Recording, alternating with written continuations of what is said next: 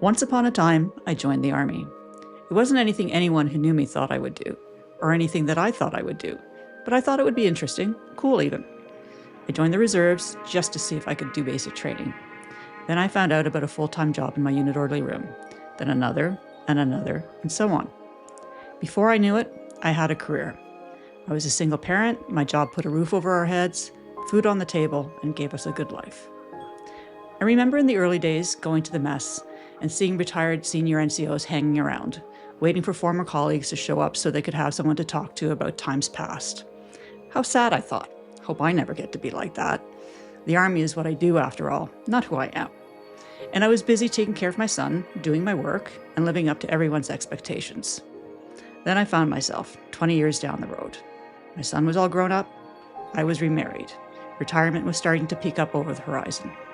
So, why not go on deployment? What a great way to wrap up my career and show my commitment to my country. So I went to Afghanistan. I came home and things were different. I couldn't put my finger on it. It just didn't feel right to retire and let go of the job I had grown to love. So I went again. This time I came home on a stretcher. I had been in full control over my life. Now I had none. In the days in the hospital between surgeries and waiting to be repatriated, I wasn't sure that I was going to live. I even asked the Padre if he was sure I wasn't dying. When I arrived in hospital in Vancouver, my husband and I were told I would make a full recovery, but that I would never be able to use my right hand again. I'd always need a cane to walk and meds to manage pain. Their understanding of a full recovery and mine were very different.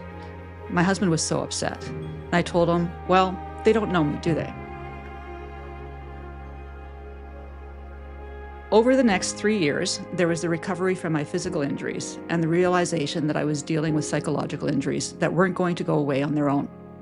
When the final release decision from NDHQ came, I had less than 60 days to figure out my future. For 26 years, I was too busy doing my job to think about that. So I quickly found other things to do. Education, jobs, home renovations, community connections, trying to just stay busy. I learned a lot, I filled my days, but something was always missing. Eventually, I started to slow down. I started to think about the trajectory of my life, about the relationships that mattered the most to me.